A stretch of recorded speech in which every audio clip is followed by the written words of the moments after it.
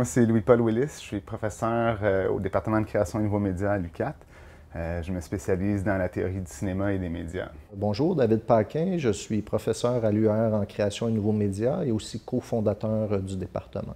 Bonjour, mon nom c'est Rénal Poitras, responsable du studio MoCap. Au département de création et nouveaux médias, on a construit notre réputation sur le baccalauréat en création numérique, qui était le premier en son genre au Québec, qui est offert depuis maintenant 15 ans. C'est un programme de premier cycle, donc c'est-à-dire que c'est un bac.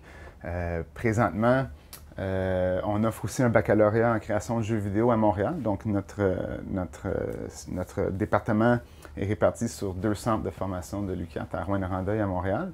Et malgré le fait que, pour l'instant, nos programmes sont des programmes de premier cycle, on est quand même, certains professeurs dans notre département sont assez actifs en recherche. On fait de la recherche dans la théorie des médias, on fait de la recherche dans l'interaction entre l'homme, la machine médiatique, donc l'immersion, etc. Je laisserai le soin à des collègues d'en parler. On a aussi à Montréal des chercheurs en design de jeux vidéo et en études vidéoludiques. Donc, ça, c'est les spécialités qui touchent plus nos programmes à Montréal. Et on travaille présentement à pouvoir offrir un programme de maîtrise en création numérique, un programme de 2e cycle qui, si tout va bien, devrait voir le jour d'ici 1 an ou 2. Moi, je me spécialise de façon un peu élargie dans la théorie des médias, c'est-à-dire que je m'intéresse à la façon qu'on reçoit les messages médiatiques, que ce soit la pub, le cinéma, la télévision. Bon, c'est surtout les médias visuels, donc ça s'arrête pas mal là. De façon plus spécifique, je m'intéresse, bon, d'une part au féminisme, c'est-à-dire à l'étude des rapports entre les genres dans le cinéma, dans la télévision, dans les discours visuels, mais aussi dans notre rapport avec ces discours-là. Donc, c'est là où ça devient vraiment intéressant. Donc, c'est ça, féminisme, mais aussi psychanalyse. Donc, c'est-à-dire l'étude de comment notre subjectivité, qui on est, comment on se comporte en société, comment tout ça s'est façonné par notre rapport avec des discours médiatiques. Encore une fois, cinéma, télévision, publicité surtout, vidéoclip un peu aussi. Ça rentre dans mon enseignement et dans ma recherche. C'est ce qu'on pourrait appeler des études plus conceptuelles. Donc, il y a des courants de pensée qui affectent le milieu de recherche dans lequel je m'inscris. Et ces différents courants de pensée-là, bon, des fois, il peut y avoir une nouvelle façon de penser tel rapport, que ce soit, je sais pas moi, à l'identité sexuelle, par exemple, l'identité genrée, tu sais. C'est quelque chose dont l'étude continue d'avancer et qui va permettre d'être validé par l'analyse filmique. Donc, je sais pas, je prends un exemple. Moi, je pense que, tel comportement, par exemple, l'hypersexualisation des jeunes filles, si on rentre dans un exemple qui a quand même guidé plusieurs de mes recherches et encore de mes recherches à venir. Donc, l'hypersexualisation des jeunes filles comme phénomène, dans un courant un peu plus, comment dirais-je, traditionnel, on lit beaucoup de critiques sur ce phénomène-là qui sont, dans mon livre à moi, un peu trop faciles, c'est-à-dire qu'on va blâmer les images. Ça n'a pas d'allure de montrer des images comme ça. Là, nos jeunes filles, nos jeunes garçons s'identifient à ça, puis là, on a des problèmes. Et c'est vrai qu'il y a ces problématiques, mais ultimement, ce qu'on ne questionne pas dans ce temps-là, c'est pourquoi est-ce qu'on produit en tant que société des images aussi problématiques que ça? Donc, il y a quelque chose en dessous de tout ça qu'on n'aborde pas beaucoup, que moi, j'essaie d'aborder, qui touche justement à nos fantasmes collectifs, si on veut, au désir collectif qu'on partage. Et ça, les médias jouent un très gros rôle dans notre rapport avec le désir et avec le fantasme. Donc ça, c'est un exemple de voir comment l'analyse de certains discours peuvent soit contribuer à un phénomène comme ça, que ce soit l'hypersexualisation des jeunes filles ou n'importe quel autre phénomène qu'on peut rattacher aux médias, mais qui est un phénomène social. Donc, on peut étudier comment certains films vont s'inscrire et vont promouvoir un tel comportement. Et on peut voir aussi comment d'autres courants cinématographiques ou télévisuels, peu importe, vont s'inscrire dans, dans un rapport plus problématisant. C'est-à-dire que dans un film comme American Beauty, par exemple, là, on problématise très sérieusement le rapport de la masculinité avec la jeune fille hypersexualisée. Donc, c'est vraiment un film sur l'hypersexualisation des jeunes filles, mais qui a passé complètement en dessous du radar à ce niveau-là. On a vu le film comme prônant l'inceste, etc., alors qu'au contraire, c'est un film très critique. Donc, l'analyse des médias nous permet de non seulement voir comment certains comportements peuvent être influencés par les médias, etc., mais nous permet aussi de voir comment on est influencé par les médias. Je vous donne un exemple qui est un peu rigolo. Moi, je me fais toujours taquiner par mes amis comme quoi, bon, moi, je suis un professeur de cinéma, j'ai étudié en cinéma, donc ma job, c'est écouter des films. Et c'est vrai que c'est rigolo de penser à ça comme ça, sauf que ultimement, certains pourraient se demander, mais à quoi ça sert d'avoir un doctorat en études cinématographiques? Ma réponse à ça, comme dans n'importe quel champ qui touche un peu plus les sciences humaines, les arts, les lettres, on va tous au cinéma. Donc, c'est important d'étudier comment ce médium-là a une influence sur nous, comment il nous façonne, comment on est subjectivé par ce médium-là. Mes grandes conclusions dans ma thèse sur l'hypersexualisation des jeunes filles, c'est que finalement, il faut repenser la façon qu'on étudie ce phénomène-là, l'hypersexualisation des jeunes filles, parce que, ultimement, il y a un rapport avec des tabous fondamentaux, tu sais, la pédophilie, l'inceste, etc., qui sont explorés dans le phénomène. Tu sais, je veux dire, on va souvent avoir des films qui vont présenter de façon tout à fait normale une hypersexualisation d'une jeune fille et un rapport problématique avec une figure paternelle. Et nous, on reçoit ça sans trop le problématiser. Alors, ce que ma thèse retient comme conclusion, c'est que finalement, les tabous, les désirs, les fantasmes qui sont explorés dans les médias le sont de plus en plus. Tu sais, je veux dire, il y a 10 ans, 15 ans, 20 ans, tu ne verrais pas 50 Shades of Grey en vente en rentrant au Walmart. Tu me suis? Donc, on est dans une culture qui flirte de plus en plus avec des seuils. C'est-à-dire qu'on va toujours pousser plus loin la limite de ce qui est acceptable dans ce qu'on pourrait dire la sphère publique. Tu sais, c'est-à-dire que rentrer au Walmart puis voir 50 Shades of Grey avec mon fils de 5 ans. Tu sais, moi, quand j'avais 5 ans, on rentrait au Walmart ou peu importe, le Kmart à l'époque, là, il n'y avait pas ça. Donc, plus ça va, l'hypersexualisation des jeunes filles, c'est vraiment juste un exemple parmi plusieurs autres phénomènes où notre rapport avec le fantasme, avec le désir, avec la sexualité est exploré de façon de plus en plus poussée dans l'arène publique. Et ça mène à certains discours problématiques dont on ne s'aperçoit même pas qu'ils sont problématiques, comme de présenter une image d'une féminité perpétuellement jeune et voire trop jeune. Les conclusions de ma thèse portent, bon, c'est quand même un peu abstrait et un peu conceptuel, là, mais portent sur la capacité des discours cinématographiques à problématiser notre position de spectateur face à certaines images, certains désirs, certains fantasmes qui sont normalement garochés comme ça devant nous sans aucun problème, sans aucune problématisation. C'est un peu ça. À la base, quand on est spectateur, puis ça, c'est vraiment des théories qui sont acceptées depuis vraiment longtemps et qui sont un peu de base, mais on s'assoit, par exemple, dans une salle obscure au cinéma et on fixe sans bouger les yeux l'écran. Donc, le regard d'une caméra que je n'ai pas maniée devient mon regard. Donc, d'emblée, c'est un médium très passif. On accepte ce que, dans le fond, quelqu'un d'autre veut bien nous montrer comme point de vue. Et souvent, ça va jouer, tu sais, je sais pas, le film d'horreur où on nous montre que, je sais pas, la fille est traquée par le slasher, là, puis nous autres, on sait qu'il est juste derrière la porte, mais elle ne sait pas, ça procure, tu sais.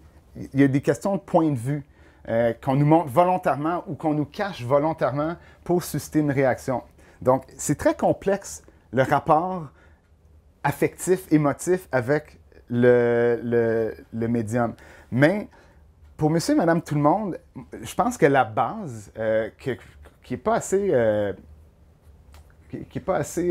comment dire, promue, c'est de développer ce que j'aime appeler une littératie médiatique. C'est-à-dire que apprendre à voir au-delà du simple discours, est-ce qu'on est en train d'essayer de me manipuler d'une façon X ou Y?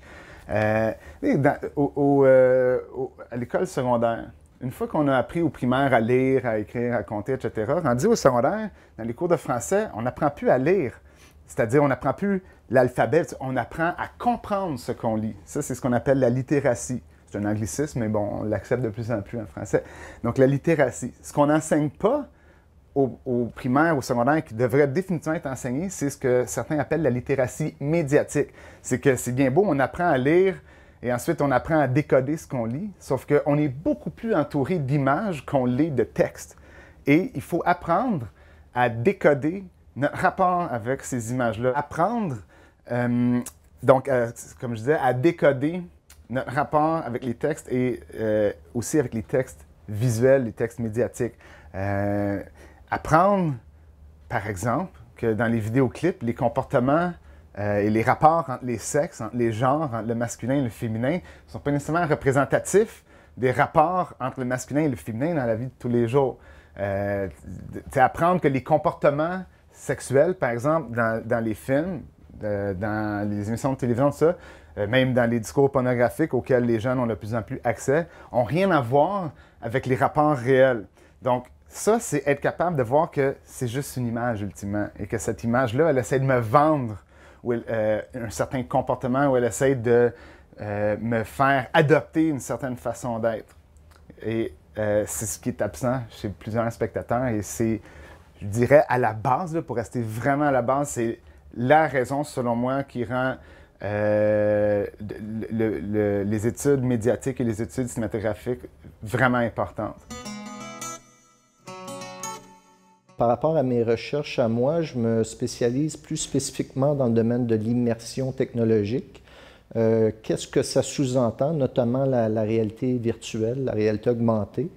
Lorsqu'on parle de réalité virtuelle ou de réalité augmentée, on parle nécessairement du sentiment de présence. Donc, être en mesure, à travers certains dispositifs technologiques, de faire en sorte que l'utilisateur, le cobaye, ait l'impression d'être présent dans un environnement virtuel, numérique, alors qu'il n'y est pas vraiment. Donc, on parle un peu de court-circuiter les sens, la vision, l'ouïe. Et au-delà de ça, mes recherches portent spécifiquement sur le corps. Donc, de faire en sorte que tout le corps devient un vecteur d'immersion.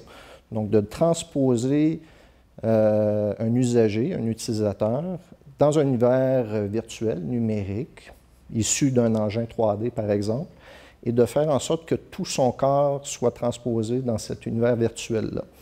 Ce que ça signifie, en vulgarisant, c'est que je travaille avec une forme de Kinect. On connaît tous la Kinect de Microsoft Xbox. Donc, je travaille avec une espèce de Kinect de très, très grande qualité. Et cette Kinect-là, elle est ici. Donc, ce laboratoire-là, c'est un laboratoire de capture de mouvement qui est extrêmement performant. Et ça nous permet de transposer. Ça nous permet notamment de transposer tout le corps d'un acteur dans des univers virtuels. Donc, vous allez avoir la chance d'assister à une démonstration. Ce sentiment de présence-là en réalité virtuelle, à travers le dispositif sur lequel je travaille présentement, il est extrêmement puissant. Alors, les champs d'application de la réalité virtuelle sont très, très vastes. On s'en sert notamment en aéronautique, en aérospatial, aussi pour traiter certains maux, certains malaises. On parle de cyberthérapie, donc on se sert de la réalité virtuelle pour guérir ou traiter des gens qui ont des phobies, peur de l'avion, peur des araignées, etc. On s'en sert même en psychiatrie légale, donc pour traiter certains maux tels la schizophrénie. Donc les champs d'application sont très, très vastes. Pour ma part, mon rôle à travers certaines chaires sur lesquelles je travaille, notamment les chaires de l'UQO en cyberpsychologie et en cyberpsychiatrie, c'est de développer les dispositifs. Donc, de faire en sorte que les dispositifs sont toujours de plus en plus puissants et de plus en plus immersifs. Donc, grâce à un laboratoire comme celui-ci, au-delà de la vision de Louis, ce laboratoire-là nous permet vraiment de faire en sorte que tout le corps devient un vecteur d'immersion à travers les environnements virtuels.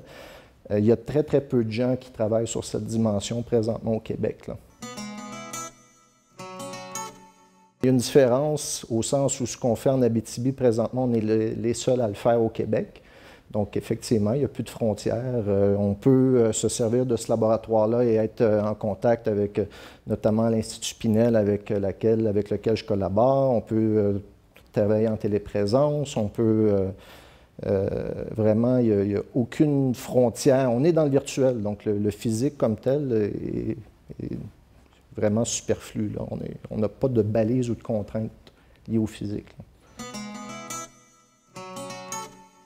Pour motion capture, captation de mouvement. Donc, on est dans un studio de captation de mouvement qui sert à quoi? Capturer des mouvements. Ça a l'air stupide à dire. Walt Disney faisait des films vidéo dans le temps à la main, à 24 images secondes qu'il fallait dessiner. Mais depuis le temps, on a évolué énormément dans la technique et maintenant, on utilise un acteur avec un costume noir qui va être entouré de 32 caméras dans le cas de notre studio. Puis les 32 caméras vont prendre cet acteur-là avec toutes les lumières pour pouvoir faire une sorte de squelette.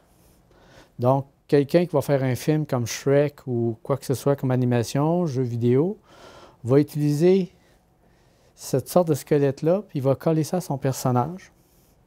Puis le personnage va pouvoir courir comme un humain parce que c'est un humain qui courait dans le studio.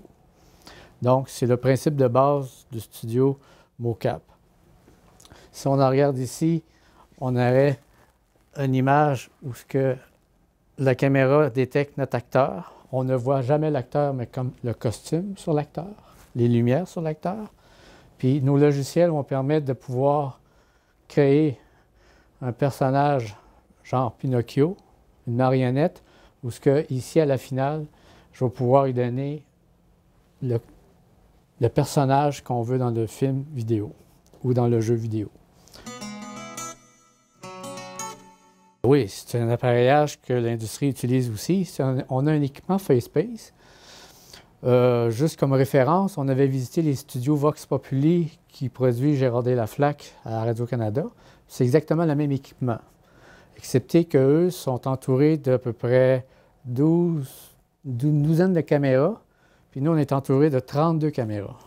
Ça nous permet quoi? Ça nous permet de pouvoir installer sur le plancher du studio 4 acteurs de leur costume pour pouvoir filmer en même temps 4 personnes.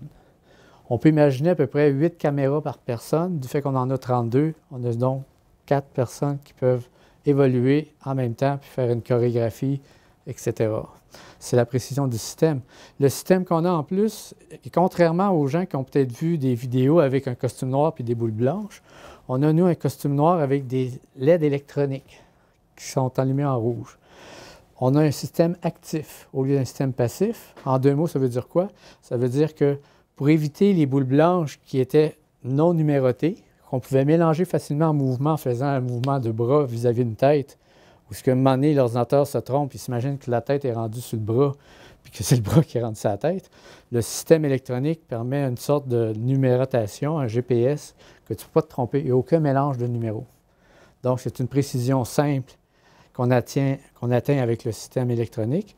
Et c'est un environnement facile à opérer. Un étudiant a besoin d'une petite formation mineure pour pouvoir l'opérer lui-même s'il voudrait, puis faire toutes les captures de mouvement. Ce qui n'est pas très évident dans un système concurrent où il faut presque un ingénieur quasiment pour l'opérer. Fait qu'on a beaucoup de différences dans ce sens-là. Ce que vous allez voir, ce que je vais vous présenter, c'est une expérience d'immersion à travers un dispositif de réalité virtuelle en immersion forte. Donc, tout le corps de cette cobaye sera transposé dans un environnement virtuel de grande qualité, très comparable à ce qu'on développe dans le cadre des jeux vidéo. Donc, on utilise des moteurs de jeux vidéo professionnels tels que Unity 3D et Unreal. Donc, on va transposer cette cobaye à l'intérieur d'un corps, d'un avatar virtuel. Donc, elle va prendre possession d'un corps. Ça pourrait être Lara Croft, ça pourrait être Fredon, bref, un avatar, un personnage virtuel qu'on a préalablement modélisé. Ça pourrait même être un scan corporel. Donc, elle va prendre possession de ce corps-là dans un environnement virtuel, avoir vraiment l'impression d'un sentiment de présence très fort parce qu'elle va se voir dans cet environnement virtuel-là, dans le corps d'un avatar. Donc, elle va se regarder dans un miroir, notamment, elle va se voir dans le corps d'une autre personne. C'est très, très fort, les sentiments de présence qu'on réussit à faire sentir et percevoir. Et peut-être qu'à la fin de l'expérience, puisque c'est la première fois qu'elle le teste, elle pourra vous faire part de ses impressions par rapport à cette première expérience-là. Un ballon, là. Oui, tu peux taper sur le ballon si tu veux, avec ton pied. Ah! Tu peux te regarder dans le miroir. Ou Juste devant toi. un miroir devant moi. Tu vas voir à ta droite qu'il y a un miroir. Recule un petit peu. Regarde à ta droite. À ma droite. Il y a un miroir juste devant toi où tu vois les deux ballons. Ah, ben oui.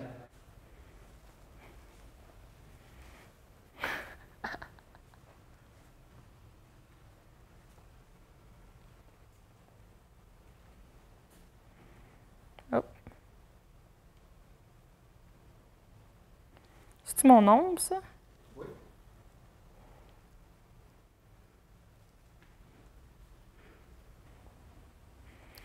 Mettons que je danserais pas une jig. Ah ouais, c'est vraiment particulier. C'est une sensation assez particulière. C'est la première fois que j'étais cobaye, donc c'est la première fois que je vivais une immersion comme ça. C'est particulier parce que c'est toi, mais c'est pas toi en même temps. Comme je me regardais dans le miroir, puis je me faisais des bonjours, mais c'est pas moi que je voyais, c'était un personnage, puis le même affaire, mon ombre. La sensation dans le virtuel comme dans le réel, c'est pas la même chose. Donc là, j'avançais, j'avais l'impression d'être un peu ivre à cause que je marchais un peu plus croche, j'étais étourdie, mais c'est assez impressionnant. Oui, c'est une belle expérience.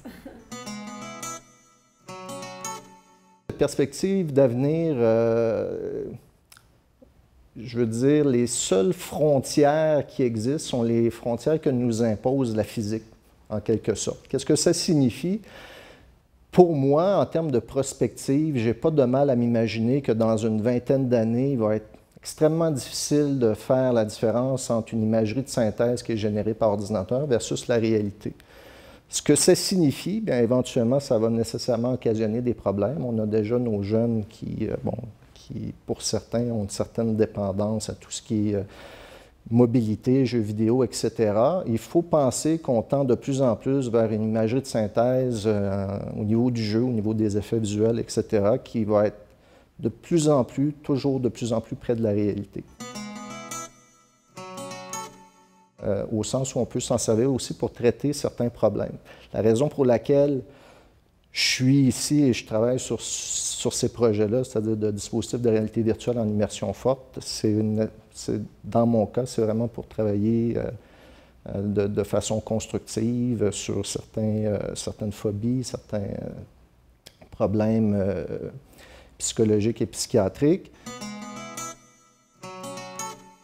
Au département de création de nouveaux médias, ici à l'UQAT, on est un département assez jeune. On sait que l'UQAT est déjà elle-même assez jeune, mais nous, on est encore beaucoup plus jeune que l'UQAT. Ça fait une quinzaine d'années qu'on est là. On a commencé avec un programme. Maintenant, on offre différents programmes de certificats et de baccalauréat sur 2 centres ici à Rouyn-Noranda et à Montréal.